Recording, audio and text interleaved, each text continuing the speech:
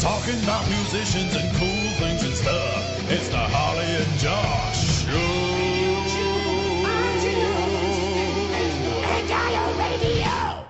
Hello! Willkommen, mein Freund. How you doing, my friend? Not bad. This is the Harley and Josh Show. I'm Harley. And I'm Josh. We lied to you already.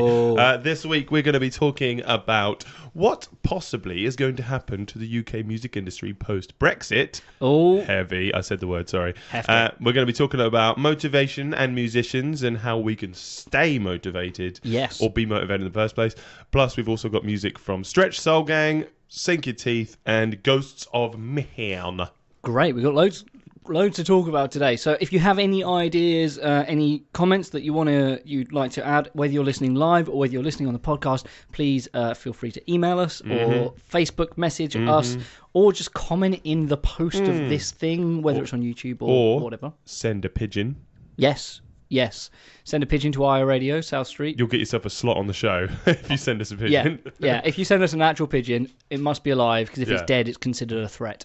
You're a cat. Rabies. Rabies pigeon? Nothing. So what have you been doing, boy? Right. Okay. Well, it's been holidays, isn't it? Yeah, half term. All of my routine has kind of been. I thought I'd got out.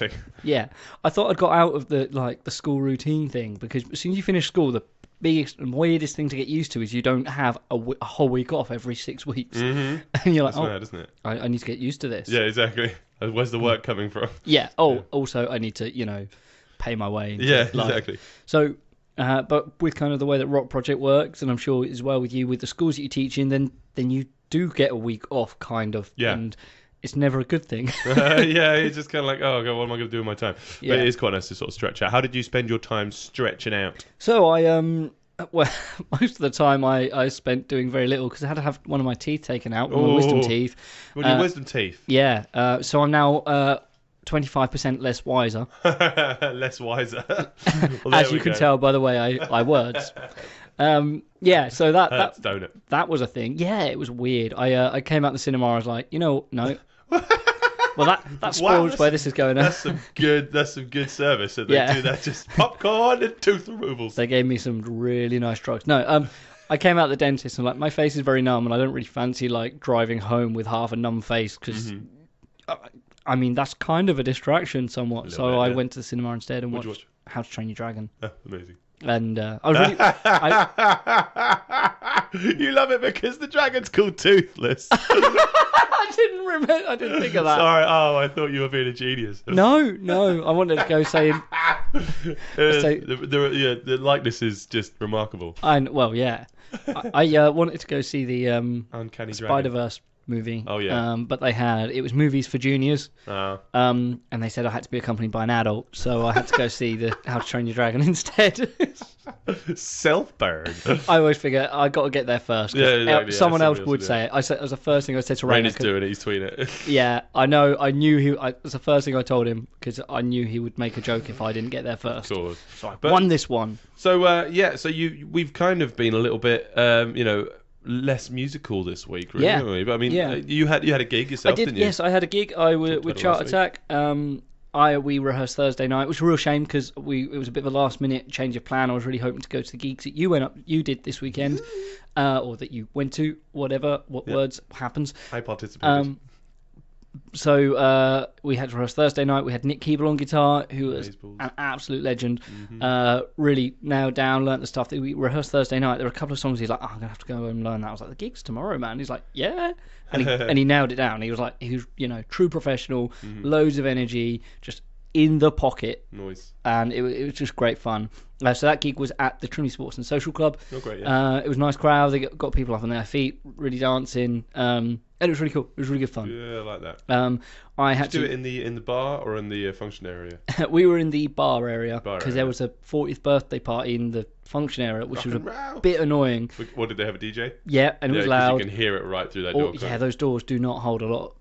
Don't hold that sound. So between every song, you just heard. Yeah, exactly. So that was a bit annoying. Cha-cha again. Yeah, so we just No. we as we were packing down, just saw a couple of eyes staring through the window, and it was Donna, one of our mums from the Rock Project, and she was like, "Hello, I didn't know you were playing." And I was like, "Oh, you should have heard us." She was like, "Nah, it was too loud in there, couldn't hear anything." Right, I was like, "Damn it." So yeah, it was a good night though. It was really good fun. And I had to empty the van that night. Oh no, that's never fun. No, I had to be up nice and early to drive to Lincoln the next day. Business or pleasure? Purely pleasure. Purely pleasure. As we were saying last week about, using this time to reconnect with friends, and that's exactly what I did. I met with my good friend Nate Davenport, long-term friend. We met in Brighton when Rainer was down at BIM. And guess where Rainer was this weekend? He was down in Brighton. Yeah, so we were all in a band together, and Rainer this weekend was down hanging with Jack, who was the drummer for Flicker, and then I was up in Lincoln with Nate, who was actually sometimes a drummer. He occasionally played drums, but he was also the bass player when I wasn't there. Right, yeah. So it's all a bit kind of swipsy swapsies. And this is coming from me, who I think was the original drummer for Flicker. We did one song in college. Grade 3. Yeah. It was a great weekend. It was really cool. And we just chilled out. We tasted the delights of Lincoln. I was staying with Nate and Elle, who we did some wedding suit shopping because they're getting married later in the year. So we got all togged up and stuff and planned that. And Nate and Elle are vegan, so we tasted the vegan delights. Well, we went to Wagamama's, and but we did go to some really nice place. I had a vegan sausage.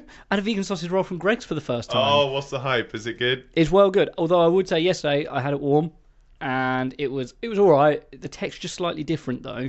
But I actually had one on the van on the way here because I bought two. One for the drive home, which I didn't end up eating, so I had it for lunch today. And a cold vegan sausage roll, couldn't tell the difference. All right, well, there you go. Exactly the great. It's amazing. It's tips and tricks from musician community. Yes. Eat your sausage rolls cold. Yeah, mate. I'm all for that, mate. All for that. So yeah, it was just a really good, fun weekend to catch up with those guys.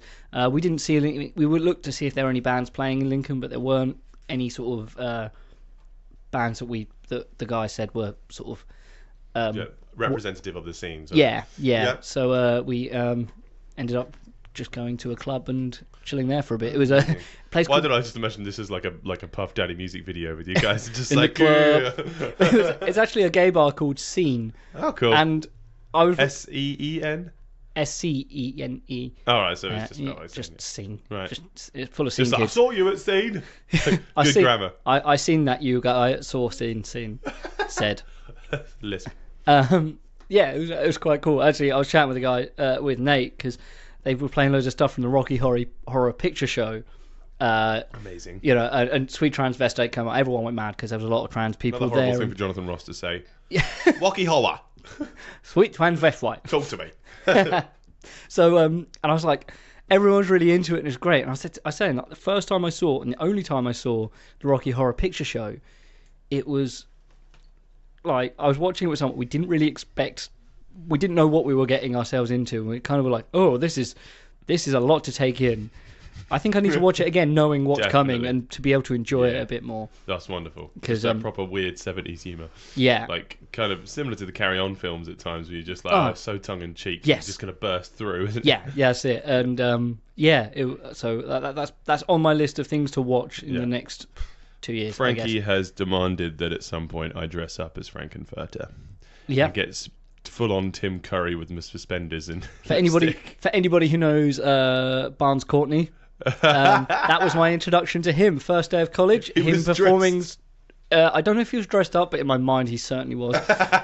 But performing that with all the charisma that he does, and 100% the conviction that you need for that. That was my first day of college. Sweet transvestite, yes. And now he's wonderful. Worldwide. Now he's well famous because of that one performance. Yeah, it was that one performance and my approval that got him to where he is now. Yes, of course, yeah.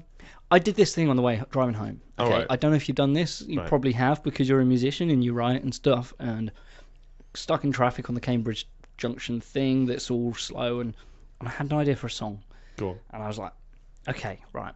and I was going through it, and I was working it all out, not being able to write anything down or record anything because I was driving. And I was going through it. I was really into it, and I was like, okay, working this bit out, and I was like, okay, cool. It's in G. It's in Lydian. It's in 9/4. Okay, getting this bit. All right, we'll do this section for the pre-chorus. Okay, wrote most of lyrics or shape of the lyrics, and kind of worked out what kind of person would sing this because I couldn't. Because I often write stuff that I can't sing because Yeah, same. You write for the voice. I write for Aretha Franklin sometimes, and I'm just like, oh, damn it. Go on. Yeah. So I was like, okay, well, yep, good, great, awesome. Got home. I actually went around my sister's for dinner. I was like, but I was keeping it in my head and managed to get home. Got in front of the computer to write it all out. I to put all the parts in, put the instruments up. I forgot it. No, I was so angry. I was so upset with myself because I was like, this is the first bit of music which I'd written, which I was like, well, at least you've got a key and a scale. I mean, yeah, that's really not a lot to go by. G Lydian sorted. Yeah, and I was so annoyed. I wrote out about 3 different songs that were kind of, but nowhere near what I had, and I was just like, no, it just doesn't have that feel. I was so annoyed. So I went to bed in a bit of a grump. Woke up this morning, having a shower this morning. I was like, got it. But I remembered it. So very good. Jumped out of the shower, downloaded like a recorder, and just sang it into my phone. Nice. Actually, I did play it on. And then I played it on guitar. Worked out on guitar, and I didn't even have to learn it on guitar. Actually, I just played it because I knew exactly what it was. Yeah. But have you ever done stuff like that where you just write stuff and just lose it before you can get somewhere, or do you have a theory? I mean, it's the classic dream song, isn't it? Yeah. You go to bed and you've written this song. And it's amazing. It's so representative of you. It gets you somewhere. You're playing amazing gigs. The girl that you had a massive crush on. I'm talking about when I was a teenager. Like I had a massive crush on. She's suddenly like, yes, oh, you're amazing. I see your merit now. And you're like, oh, I'm so gonna record this when I wake up. It's gonna be amazing. Yeah. You wake up and you've just remembered the last bit of the dream, which was about how good a particular, bowl of Wheatos was. Yeah. And you're like, yeah. I wanted the song. It's I feel it. The most frustrating thing ever. I'm glad you got it down. And I got it down. And it's got a name. No, wait. That's a good name. I think. No, wait. No, I think I did write something down as an idea of a name based on lyrics, but right now I can't remember a single word. Which is fine because the lyrics were kind of just placeholders for the melody. Okay, yeah. So that it's not the end of the world. The lyrics, like when you're making a brochure on Microsoft Publisher and it gives you loads of Latin stuff. Yeah. Did you just write it all in Latin? E pluribus unum. What is that called? That's a specific thing. Oh, go on. And I can't remember what it's called, but it's a lot of people. Any writers or any people who just you put a bit of writing and it's a specific phrase. It's a specific piece of literature that is just basically placeholder. Right. I don't know about you, but when I'm writing songs and stuff, I will rewrite the entire lyrics and melody 3 times before I find one that I'm happy with. There was a song I worked with that started off as the lyrics, put all the music underneath, and when I went, don't like the lyrics, don't like the melody, so I wrote a different melody. I was like, I could then do the same thing again and come up with something else. I could write, keep the old lyrics and put a different bit of music underneath because that's what didn't work. They didn't marry up. So maybe that's just a way of just recycling. Yeah, I mean, this is really good sort of topic and stuff for us to talk about later on with our motivation talk, because there was a lot to do with motivation and what you're actually doing something for. For sort of down the line. But until then, I think we should play some music. Certainly. Oh, actually, if you don't mind, I'm going to change my mind. Go on. Because we have some new music coming up this weekend from Stretch Soul Gang. This is one of their newest singles. This is called Earache. Stick around for the gig list to find out where they heal.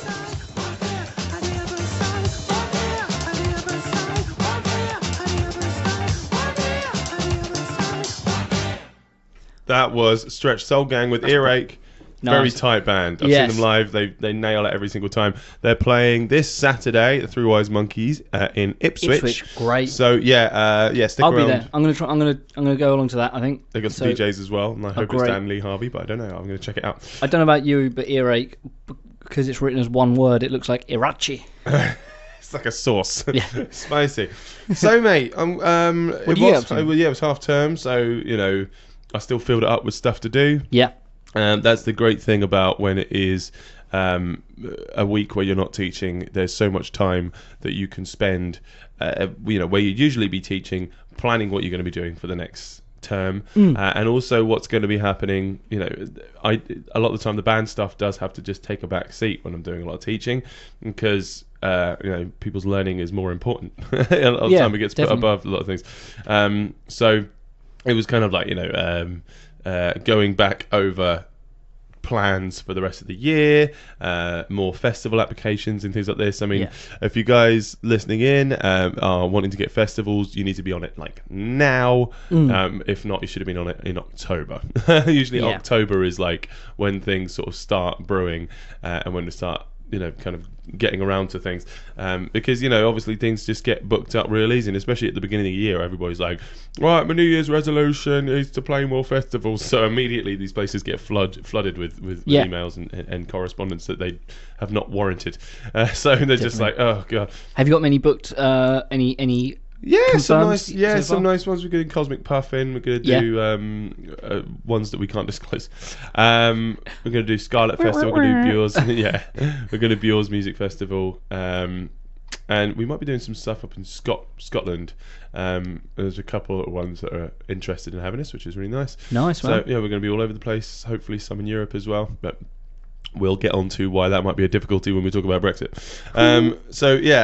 But I got to hang out with Angel. Yes, I saw the pictures. It was amazing. She was shooting a music video for "Who Do You Think You Are," the track that we played on the show when she joined us a couple of weeks back. You can check our YouTube channel for that one. Please listen in. She's really interesting, talking about gender and equality in the music industry. And we were at the Robert Pacitti think tank, which is right next to the Ipswich Museum. Yeah. So you got this beautiful museum space and this kind of factory part. But because they put on Spill Festival every other year, they were sort of responsible for those haunting voices on the Ipswich Marina, and the floating, and the helicopter with being a lot of choral music from the sort of the First World War, and. They had some of these sort of beer crates left over from the festival when they did Spill, and they're all pink, and you don't get them in pubs anymore. No, there's like a health and safety thing, but we used to use them for gigs all the time, just for like amp stacks. I remember when we first. When the latter days of us doing our gigs, and we're like, oh, could you have a beer crate to put our amp on? They're like, oh no, we don't have them anymore. Yeah, you're like, oh, why? But they were so useful, right? Because they just keep the amp off the floor, and you just don't lose a lot of your sub through the floorboards especially if it's a hollow floor in a pub, because there's the cellar below, and just all your sub frequencies go down there. But so she made a castle out of beer crates, and it was amazing. This big pink fort, and she sat up at the top of it. And Remy, I think it's from Red Cactus Media, was filming it. She's done some big artists, and she's been all over the world. She's a very talented woman. She had a little toddler there. It must have been just under 2 years old, I reckon. Right. So I was over the moon. Just like keeping a toddler entertained. That was fun. But so I just basically turned up to just help out, carrying stuff, because there's a lot of those crates and stuff. We had to move them all inside for another setting afterwards. Yes, because I saw there was an outside and inside. Yeah, exactly. Great, it was really cool. Becky Cisa from Impilo was there, and so because he did a cameo in the video, he's playing like piano in the background and singing along. Awesome. So he was helping us sort of like document it and put it up on the Instagram story and keeping photos of all the behind the scenes footage. She had some wonderful dancers. I think his name was Maurice, and he was sort of was tutoring a couple dancers. Real talent there. And they went immediately to a class in Dance East on the waterfront. So I don't know, I'm going to have to find out who they were and just recommend that people go and learn from him, because he was very talented. But yeah, the video I think is going to be great. It's it's Angel just looking like an absolute regent. She had this sort of, she had like a tiara on and this big flowing coat at some points, and she's just giving it attitude. From the pictures I see, it looked really kind of playful and really. It seemed to really be exactly what Angel is as a person. Yeah. Like as real, like just really cool. Bubbly, yeah. Yeah. But she's also like, that song's a bit of smack talk. Like, it's sort of saying to people like, you know, who do you think you are? Come around here with your basic bars. But so, which is quite funny because it's not a contradiction to other stuff, but it's how she does attitude. It's not just sort of like copying how other people have beef with people or whatever. But I have a little cameo in it. Because one of her lyrics says, "I'm the only girl rapping in this all-male scene," I think it was, and it's just like it scans over me, Bebe, and then Angel. She's just like, "Yeah." So yeah, I was like, "Yeah, it's fine. You use me as your villain. I've got a mustache now." Yeah, you are. But yeah, so had that. That was great. Really happy to be proud of that. Also got to see with a good friend of ours, Raina Vandell. Whoop, ticket off your bingo cards. I went to see Pet Needs. Yeah. Play at the Railway. Now they were on. Well, they weren't on tour. They were supporting a touring band from Lille in France. And Rusty from Cosmic Puffin. Yeah. Sort of. He gave me some good insight there. There's a Facebook page, just called. It's bands promoters or gigs needed sort of thing. Yeah. And I'm a member of it, and I post stuff in there sometimes, but I don't check back on it enough. Because they got the gig because Hollis Park, this band from France, posted up saying we need support acts in these areas. Anybody got any suggestions? And he sort of went straight in for it. You know, I'm not sure if it comes up with the best paying gigs or anything like this, but I think it comes up with some really good opportunities. Yeah. And especially just life, fun things to do with your life. You know, like, you know, sometimes it's very easy to just sit there and go, right, well, chase the best paying gig. But, you know, think about life experiences. If if a band from France says we're touring and maybe, you know, you'll come and play with us sometime in France, you're like, yeah, screw it. That sounds well fun. Got sort of last minute gigs off stuff like that on Facebook.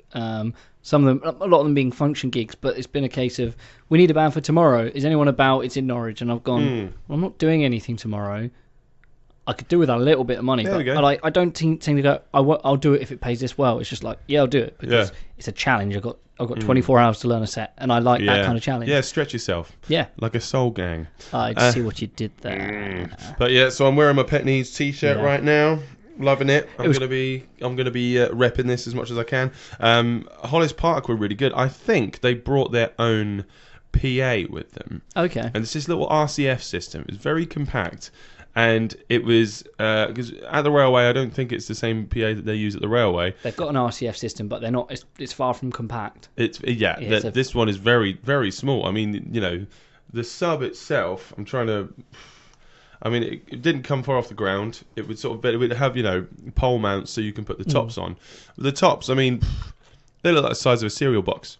And the subs, the subs. I mean, I'm trying to think. Not much bigger than a normal. Like a computer tower kind of thing. Slightly wider, but they really kicked it out, and they must have been set out. The speakers must be set out in array, and also angled just like those Bose sound bars to really spread. Yeah, because they had the band Hollis Park didn't come on tour with any backline. I think it was all done through sort of a racking stuff that they had. They must have had like an X32 or something like that through there, but they had no amps on stage, so they had the PA pointing. Some of it was pointed at them as sort of fallbacks, and some of them had in-ears. Awkward moment because they did bring a touring sound engineer with them. He did a great job. I thought it was really, really good sound. Rainer agreed with me.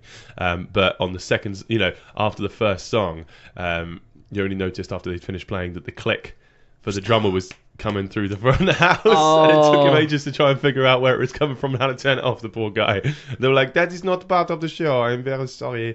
But they did great. I mean, the drummer, I think 22, 23-inch kick drum, absolutely massive. Right. And Rainer was saying it's just like some of the biggest cymbals you've ever seen. It was like 16-inch hi-hats.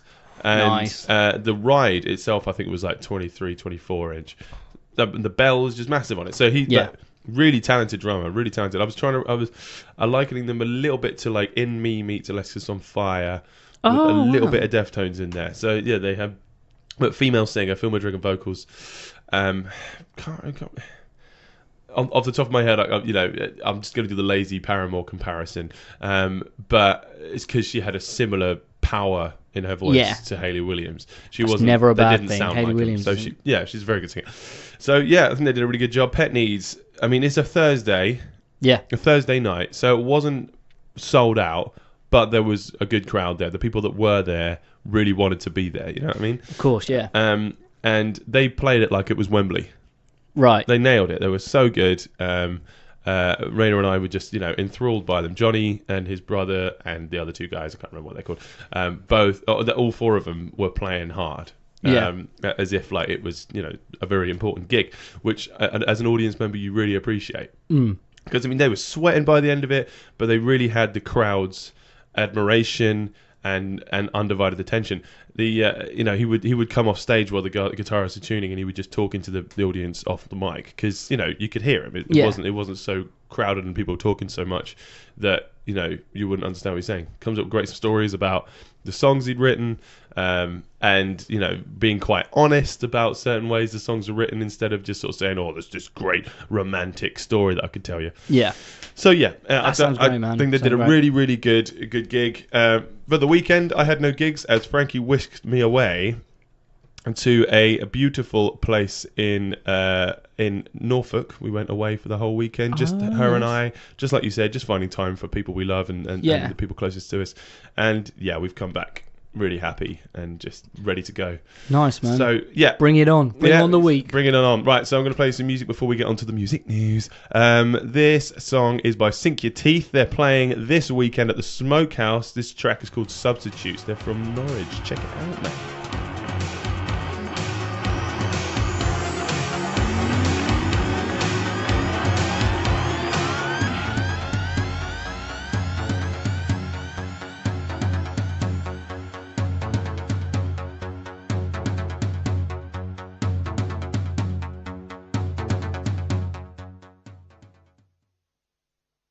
Chic and sleek stuff from Sink Your Teeth. Sorry, if you can hear me, that's always a good thing. Yeah, Sink Your Teeth into that. That was Substitutes. They're coming down to the Smokehouse this weekend. Stick around for the gig list to figure it out. But until then, music news. Here we go with the music news. Still doesn't get old. Bringing up the B word. It's Brexit time. This is on the back of a new study that's come out. About 50.1% of the interviewed musicians in the UK, composers, songwriters, lyricists, producers, and artist managers fear Brexit will have a negative impact on their jobs. That's a very interesting. It's a big. It's right down the middle, isn't it? 50%. Yeah, that's exactly very close to the Brexit vote. Yeah, exactly. So there we go. Very interesting stat. Around 1 in 5, or 28%, don't really know what's going to happen. And that's what I wanted to touch on. What is going to happen? Because, the UK music industry is a powerhouse. 1 in 8 albums purchased around the world in 2017 was by a UK artist. Wow. And in 2017, the UK music industry was worth a record £4.5 billion. That's 2017, so that's in the wake of the Brexit vote. Yeah, that's within these 2 years. Yeah. 3 years.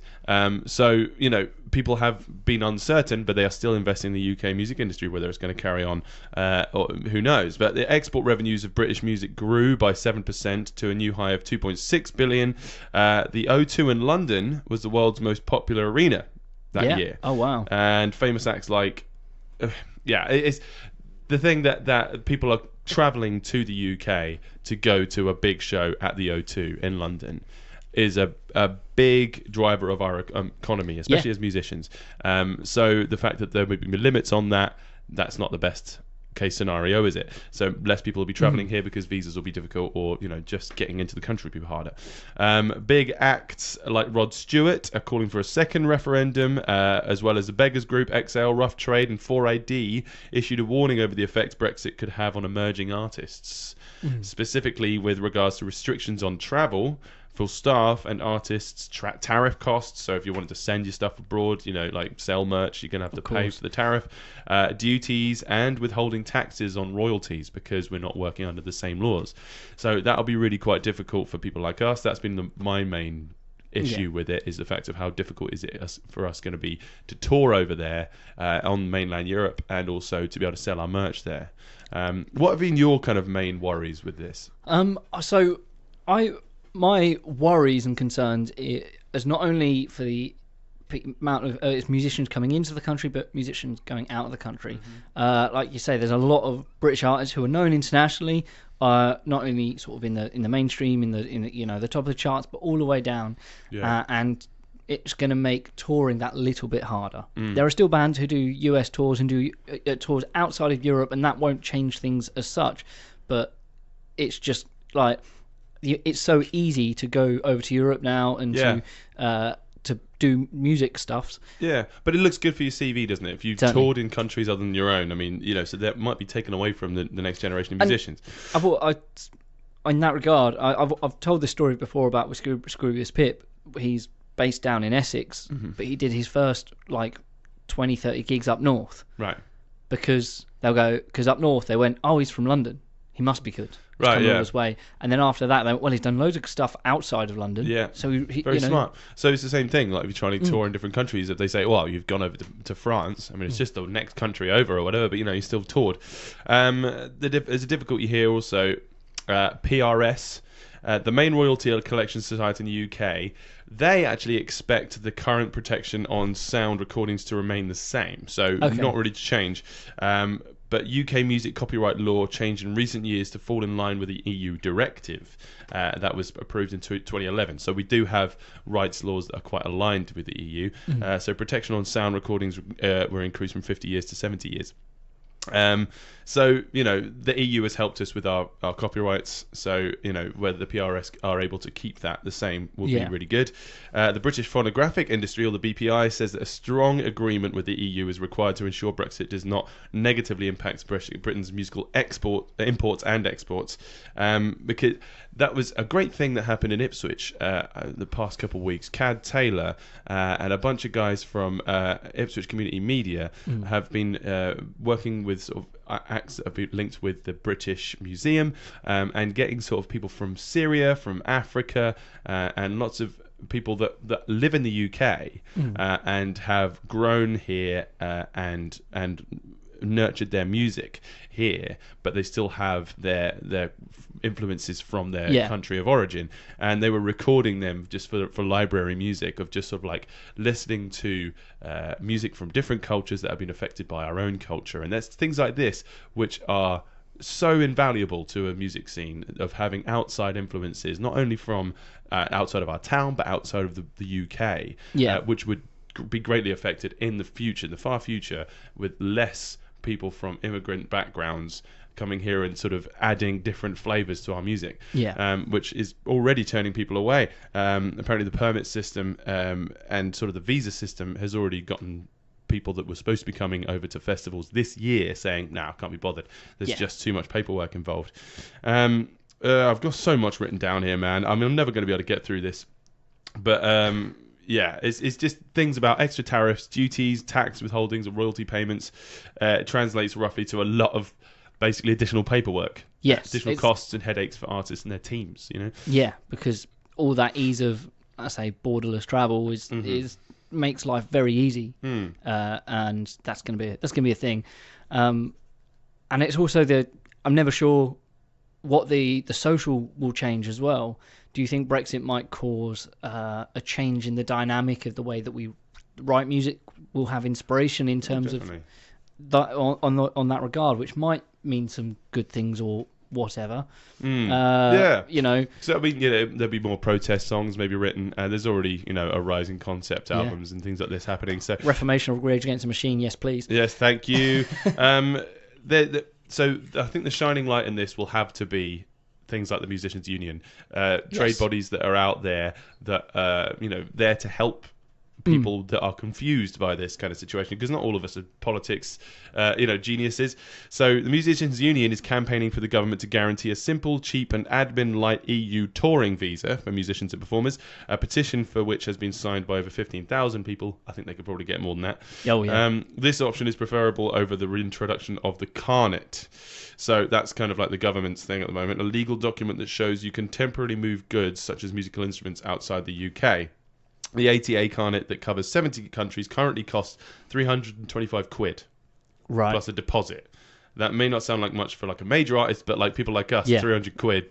That's your gig fee. Yeah, and then some. Yeah, exactly. So you might not be able to make that back on on touring stuff, and it was just what was it? The lead singer of the Undertones, Fergal Sharkey, used to be touring a lot, but he he works for for a lot of touring agencies. He recalls a widely shared quote by his predecessor and former Undertones, who spoke of how he'd watch road crew on their hands and knees at the back of the stage, picking up broken drumsticks and curling guitar strings into little packets, because the rules were, if you said on the paperwork you'd taken 400 drumsticks out of the country, you'd better bring them all back.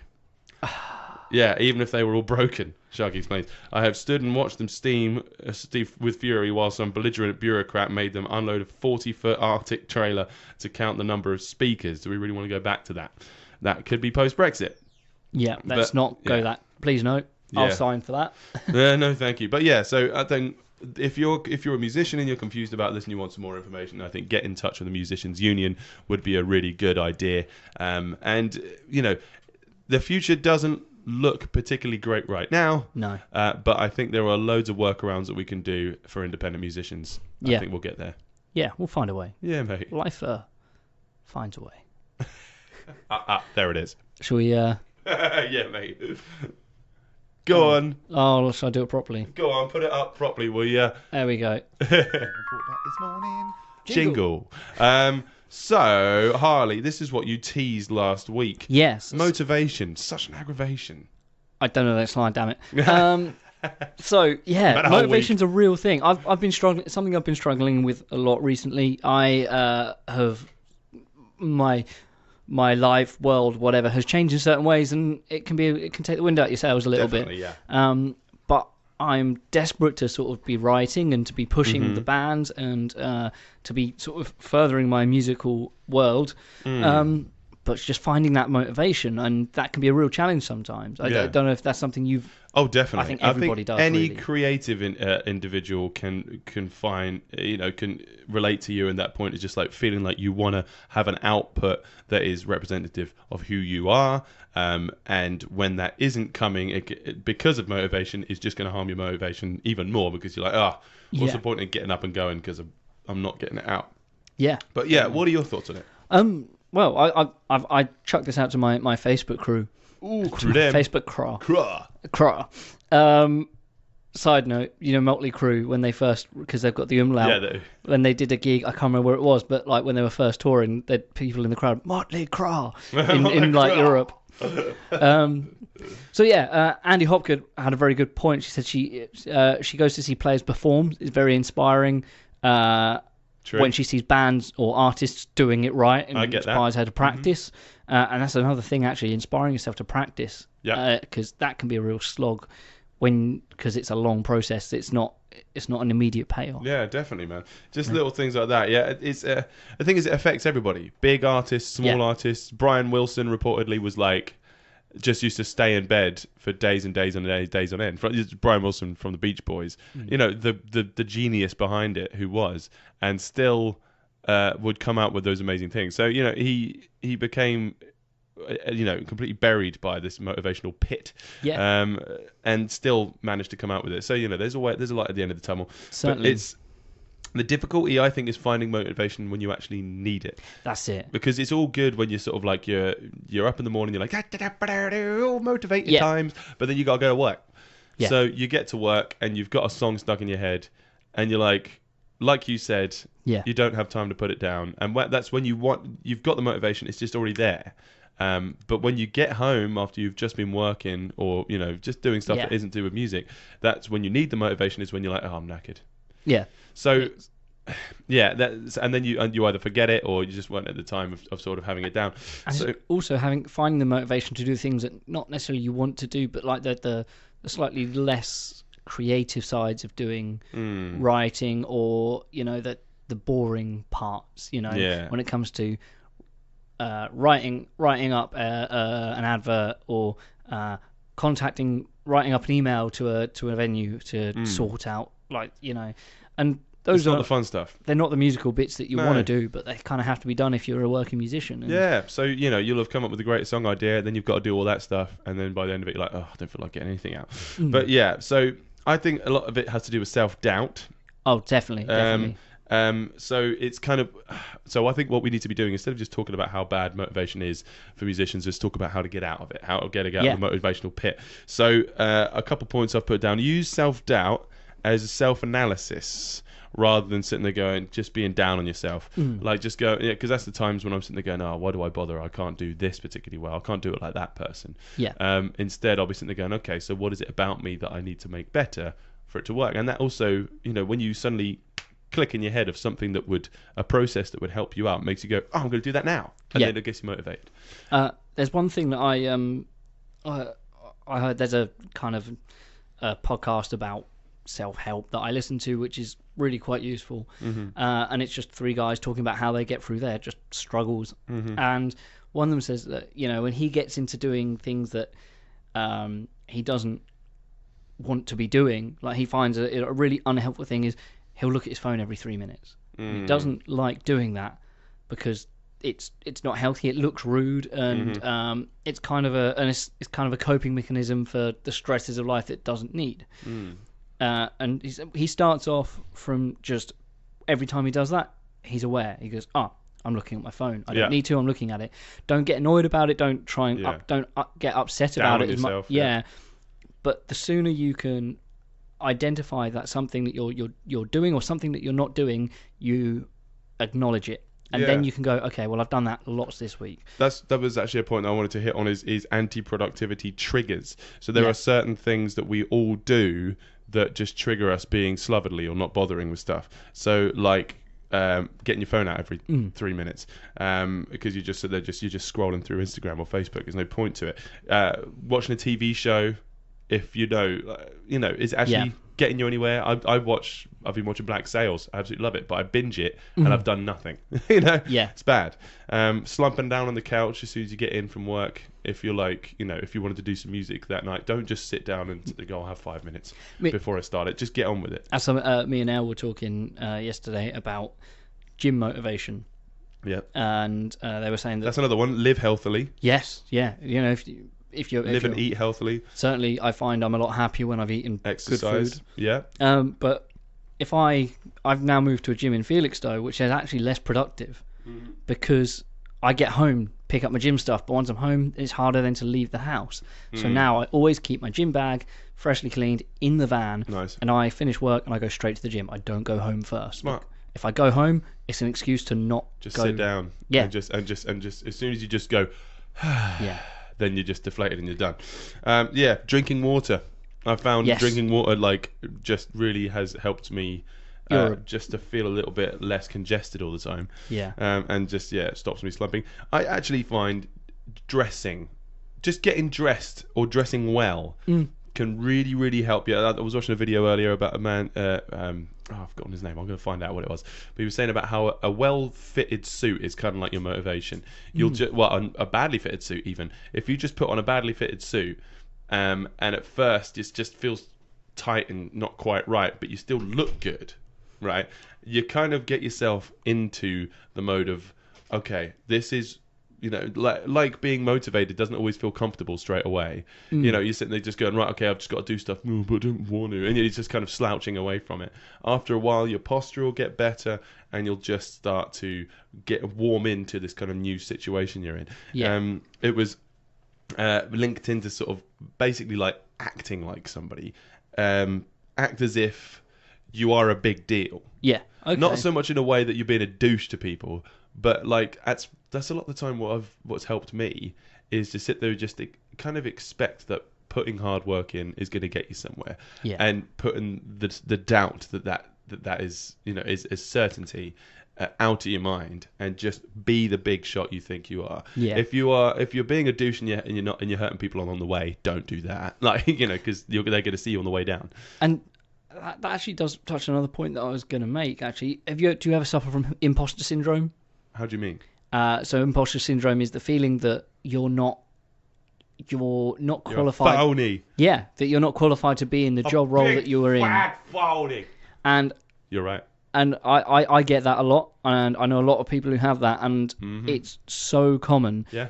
And for anyone who ever feels like teachers, I think we all feel that. I Because we're like, definitely. why are people listening to my opinion? Yeah, but because we are learned, we know what we're talking about. But it doesn't stop us from doubting that sometimes. And it's easy to think, remind you, or it's very good to remind yourself that everybody suffers from that. Mm-hmm. I know people who are the top of their game and goes, oh, I'm not very good at this. Yeah, I shouldn't be at the top. Yeah, and it's knowing that that's just a thing that we have, and when you think of that, just identify it, give it a name. It's I'm a fraud. It's imposter syndrome. It's not I'm an imposter. It's imposter syndrome. Yeah, true. I mean, like you say about other people that are on the top of their game, other people that are on the top of the game have come from worse situations. That's one of the things, and it's kind of being thankful of the situation you're in. There are people that have been given less than you, but have had a higher sense of urgency and gotten further.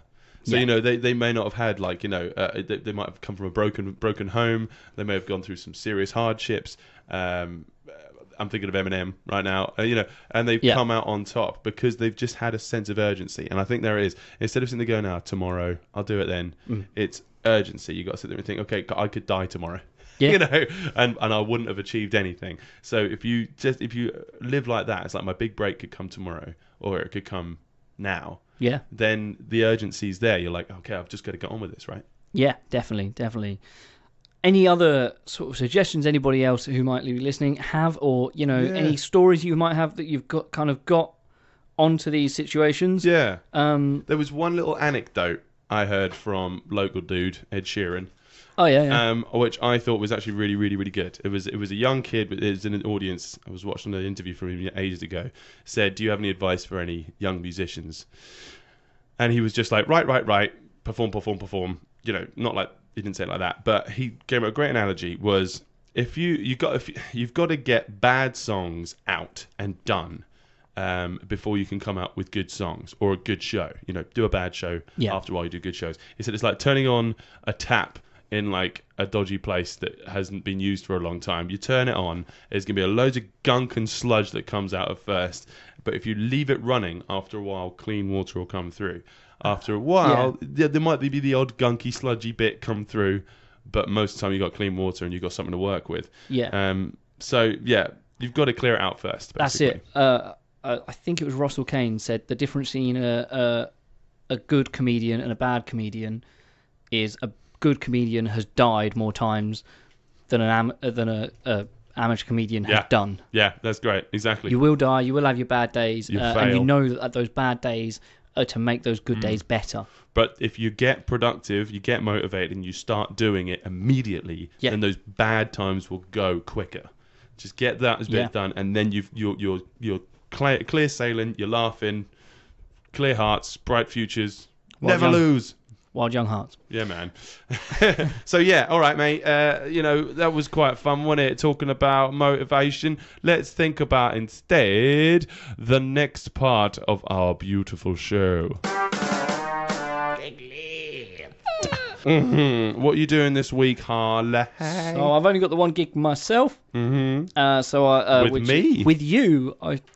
So that's That's both of us. Where is it, by the way? Hoppy and the Hopefuls live at the Duke of York. Thank you, mate. That is Friday, 1st of March. Yes, so that'll be cool. Looking forward to that. Yeah, man. Come down. That's really fun. Yes, It's always a fun gig, and I like the Duke of York playing in there. It's a nice layout. It's a really friendly atmosphere for that kind of thing. Yeah, People can really just sort of just get into it. Yeah, man. That's the only gig that I've got, so I'm going to look on see what other gigs are going on. I'm going February 26th, which is tomorrow, or in the past, if you're listening to this on YouTube, or on our podcast, which is on iTunes and YouTube. The Angel Open Mic with Merlin Bruce is happening at 7:30 at the Angel in Woodbridge. That is Tuesday. Also on Wednesday, we're going to be playing this band in a moment. Ghosts of Men are playing on a Wednesday in Colchester at the Townhouse. It's a 13 to 19-year-old gig, so it's not for adults. So it's for people that for kids that just need a good gig. So check that out if you want to take your kid along to a gig and not be there. But Ghosts of Men are a sick band, so they'll be great. That's in cahoots with Cosmic Puffin. As we said earlier, Sink Your Teeth. That we played in the show with Lula York and Sordes are playing this Friday at 7:30 at the Smokehouse, where we are right now. What about you, Harley? What's next? So I have got I've got Last Gunfighter at the Royal George. Yes, indeed. That is Saturday, 2nd of March at the Royal George. Yes. Which should be quite fun. Mr. Rob Lewis. Have you done Saturday's gig at the Smokehouse? I was reading. I can't listen when I'm reading. No, I haven't done Saturday's one. So we've got Hurricane Wolves are playing at the Smokehouse.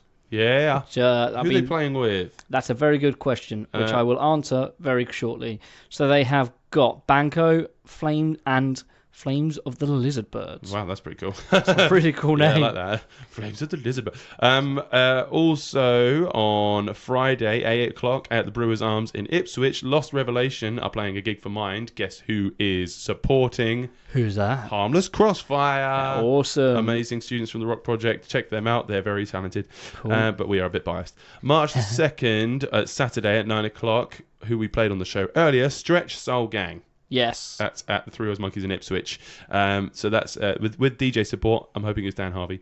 That's Saturday at 9 o'clock.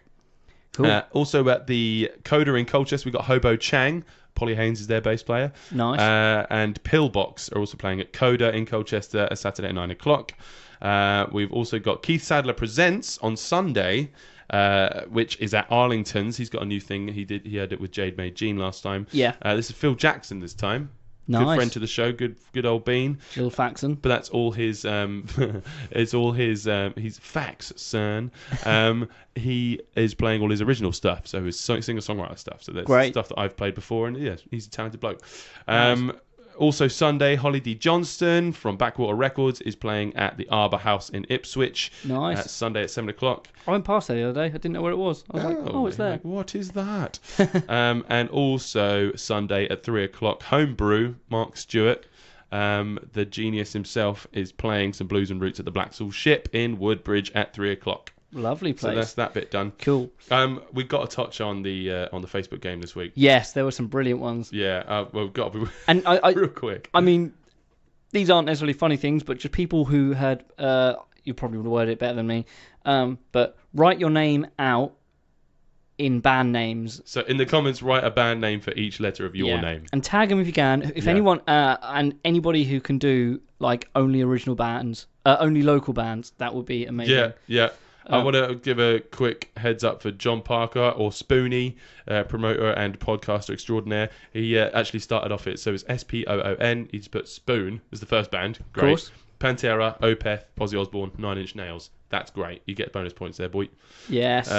Chris Bayfield, Chemical Brothers, Halsey, Royal Blood, Iron Maiden, Swedish House Mafia. It's a weird one. I like that. Ali Hewitt, Ali Sparrow from Hurricane Alley, Arctic Monkeys, Led Zeppelin, Level 42, In Excess, Simple Minds, Ozzy Osbourne, and Nirvana. Yes. Allison. there's some really cool stuff, and like bands that I hadn't heard of before, because I was doing this thing. I was like, I can't think of a band beginning with Y. Yeah. So I went with Yilvis. I would have gone with Yes. You're a bit of a yes man, aren't you? Mate? Hey. Yeah, but like it makes you kind of think about stuff that you'd not. It's a roundabout way of thinking about it. I was determined not to do with anyone for the T's, not to have anything begin with the. Yeah, true. And also, I wanted to give a shout out to my mate Charlie D from London. Credence, Clearwater Revival, Happy Mondays, Architects, Red Hot Chili Peppers, Lonely Island, In Flames, Echo and the Bunnymen. That's some wonderful playlists here. Exactly, man. They make some great festivals. We want to thank you very much for the listenings ins. Can you please subscribe and review, you wonderful peoples? All right, let's do that. Yes. Wait, we already probably do. Yeah, we just did. Do you subscribe to your own podcast? Yes, I do. Good. Numbers, innit? Always. Yeah. But there, you guys are wonderful. Thanks for listening in. Check out next week, where we actually already have an idea of what we're going to be talking about. You said this on the Facebook Messenger. Yeah, we're going to be about self-doubt and musicians. Self-doubt and musicians. Which we kind of touched on today inadvertently. I think that's what we're going to talk about. Yeah. Self-deprecation. That's it. Like you said, yeah. But yeah, we can talk a little bit more about that next week. But until then, thanks, guys. Thank you very much. Bye-bye. Love you.